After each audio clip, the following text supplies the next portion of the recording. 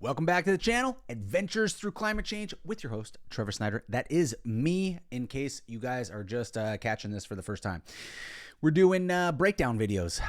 Some people call them reaction videos, but they're breakdown videos. We're trying to figure out what the heck is going on with climate change, what's our role in it, and what we need to do in the future. And, a lot of it is, should we continue demonizing what we're demonizing with the fossil fuels and pushing electric vehicles and whatnot?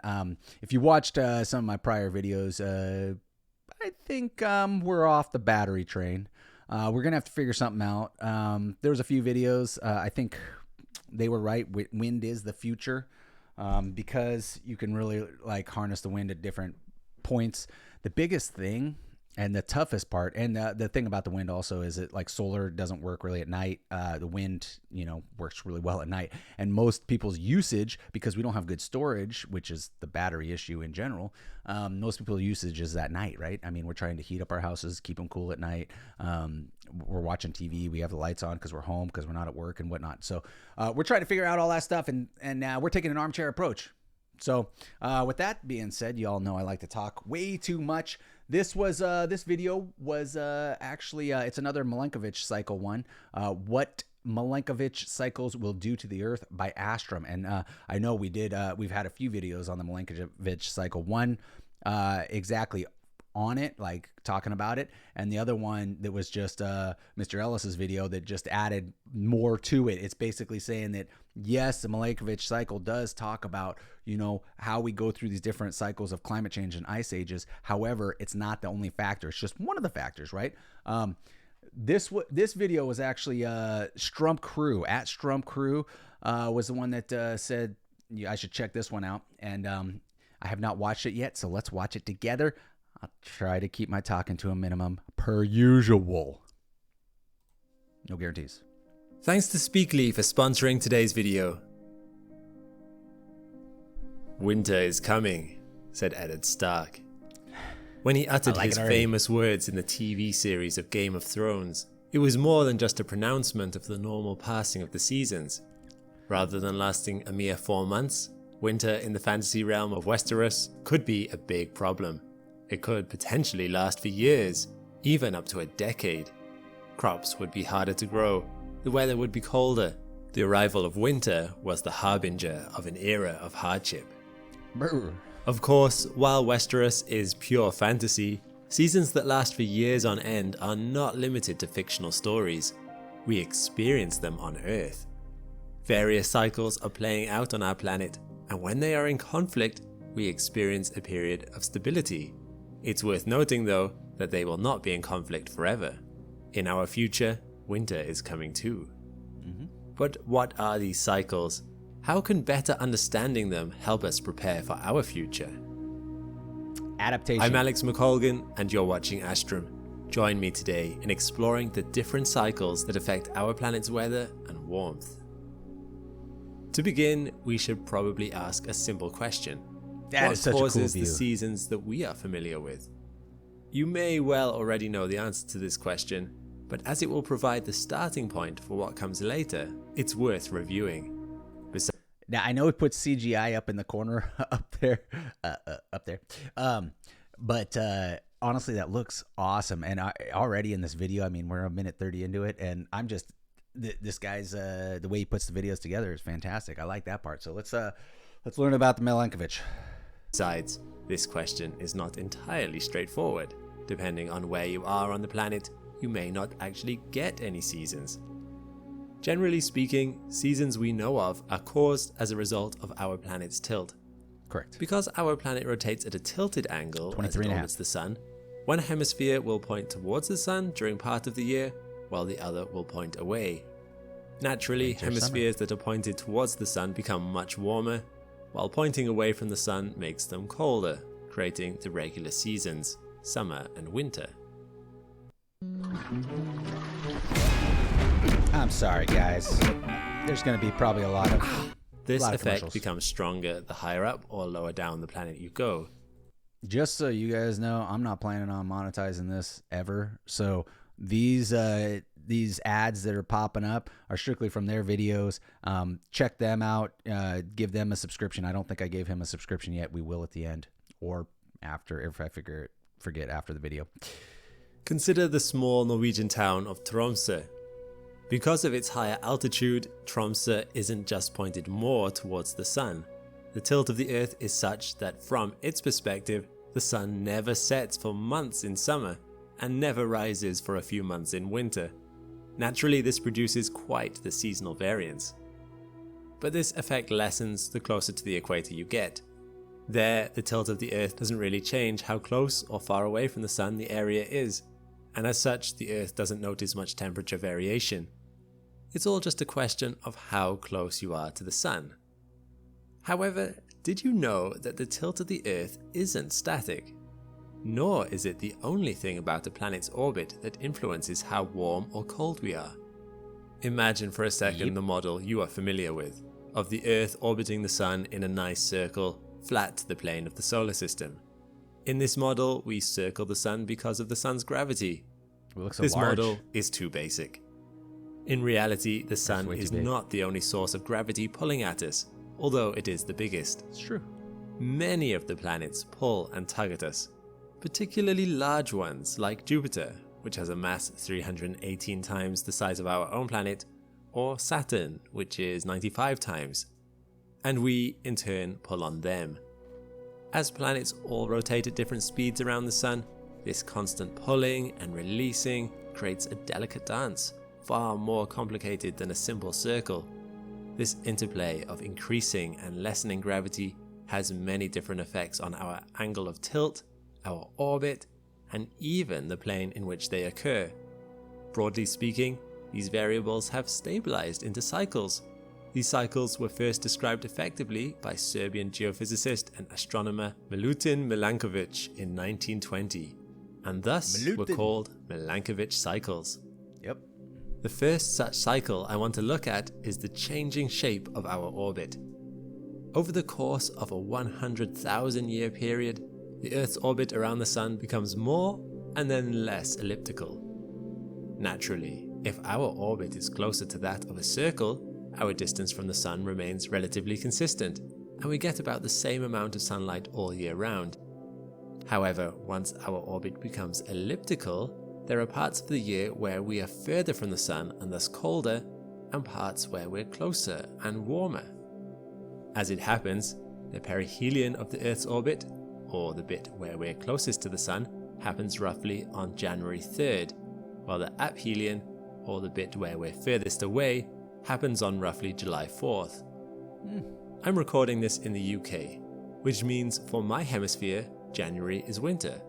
So for me, this is kind of random, and I don't even know if I should say anything, but somebody once mentioned to me in one of the comments, actually, was it in a comment? I can't remember, but the reason why there's some times we're in elliptical, and why we're closer on one side of the elliptical than the other, is because it's the same way that we use the moon to come back around. We use the gravitational pull around. So as it gets closer to the sun, it has that slingshot effect, and that's why it goes out wider and then goes and gets in closer. And the elliptical on one part stays closer to the sun. And I don't know if that's true.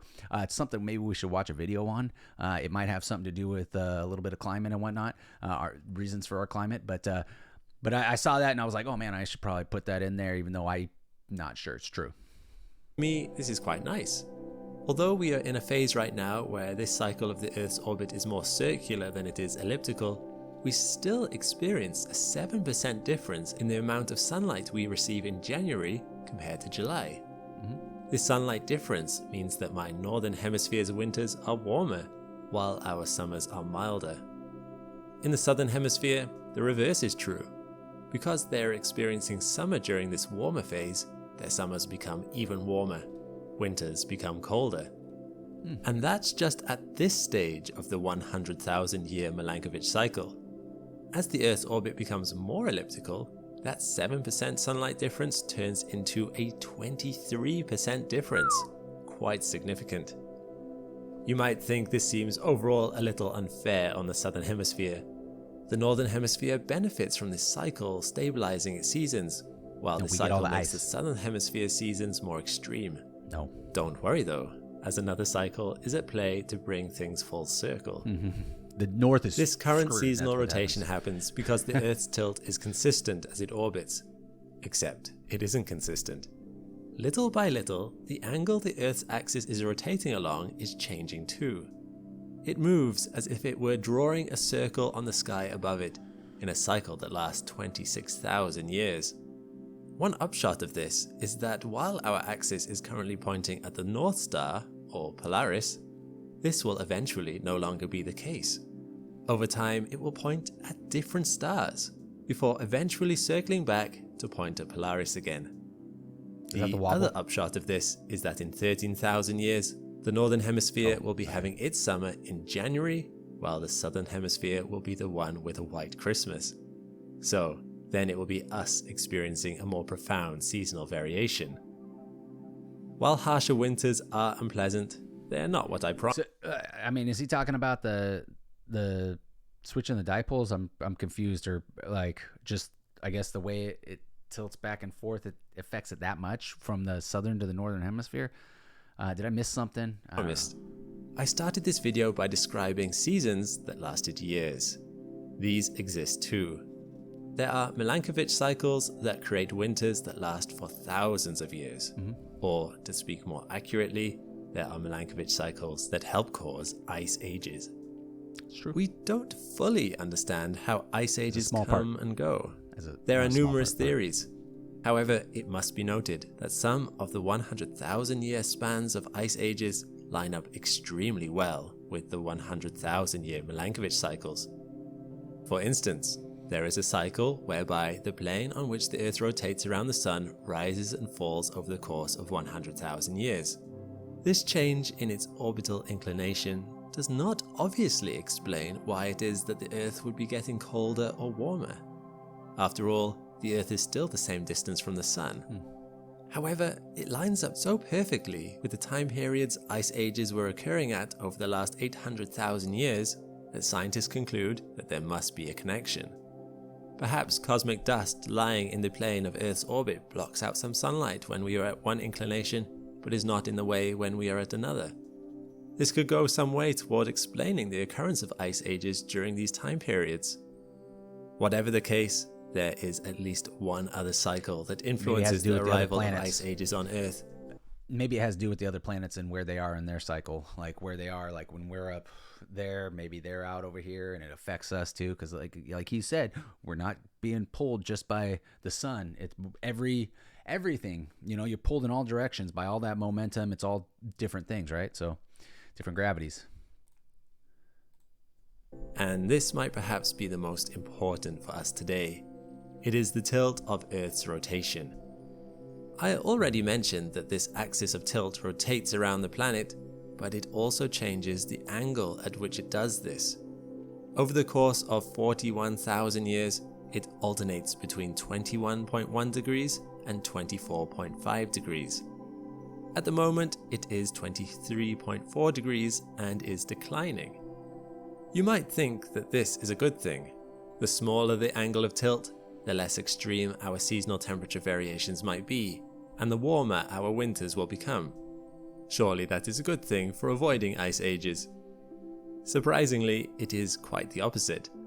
Left to its own devices, this lessening tilt would lead us into another spreading of the ice sheets and cooling of the planet that would hit its peak in 9,800 years. It is not the harshness of the winter that causes this spread, but strangely enough, it is the mildness of the summers. The mildness of the summers. That's crazy. As occur, snow builds up at the top of mountains and in cold polar regions. In warm summers, this snow tends to melt away. However, if the summer is mild enough, the snow sticks around, becoming a more permanent feature of the landscape. Icy snow is white in color and reflective, which means that light has a tendency to bounce off it rather than be absorbed by it. Albedo. This means that if the Earth is covered with ice, it reflects sunlight back into space and actively becomes even colder, thus creating conditions for even more ice. Unless we can insulate it a little bit. In more than one sense of the word, this is a snowball effect. We are right now in an interglacial period. This is a brief moment of warmth that lasts a few tens of thousands of years or so, interspersing a deeper, more general cold trend. If it wasn't for this warmer uptick, we would actually be in an ice age right now. And from a technical perspective, actually are in an ice age, just one we're not fully noticing. It's melting. If it wasn't for this briefly warm interglacial period, mankind would have experienced ice across the history of its entire existence. Thanks to the Milankovitch cycles, that brief period of warmth will someday end. Then winter will truly come. We won't be here. Of course, this is under the assumption that Milankovitch cycles are the only factors that influence global temperatures. And while broad trends lasting 100,000 years and interspersing upticks every 41,000 years are indeed demonstrable and consistent in parts of fossil record, the location and orientation of our planet are not the only thing that matters. CO2 and methane levels in the atmosphere are also driving forces behind global temperature fluctuations. And if we're not careful, I don't agree. Just as an ice age can build up with a snowball effect, stripping away of ice can happen in the same way, but in reverse. Less ice means less reflection of sunlight, making things overall warmer, which leads to less ice. Still, if Milankovitch cycles are the only factor in action, we are in for a cold future. The Milankovitch cycles affecting the planet currently are mostly working to stabilize the system, leaving us in a temperate, relatively even temperature zone. However, there will come a time when they will make temperatures, hot and cold, more extreme. We would do well to keep these cycles in mind. Milankovitch cycles are in it for the long haul. Winter might not be coming for a long time, but one day our planet will face winter again. It won't look like that. Have you ever struggled to find the right words to describe the beautiful seasons you've seen in nature? Well, today's sponsor Speakly teaches you all the languages you'll need to describe anything to anyone. I could use that. Speakly is an Android and iOS app that helps you master new languages up to 5 times faster than other methods you might be familiar with. All right, I gotta move on. Let's see if there's anything else. Speaking in its live situations felt awesome. very natural. I usually give them Click most on the of link their in the stuff. description below to give it a try. Doesn't look like it. That's it, folks. Thanks for watching. Check out this playlist for more videos like this one. And thanks to my patrons and members. If you want to support the channel too and have your name added to this list, okay, let's discuss, right? We're breaking this down from what we've heard in the past and, you know, what's going on now. We really don't know the extent of CO2 on it. Obviously, when it gets so depleted, it's usually in the ice age, right? When the CO2's really depleted. And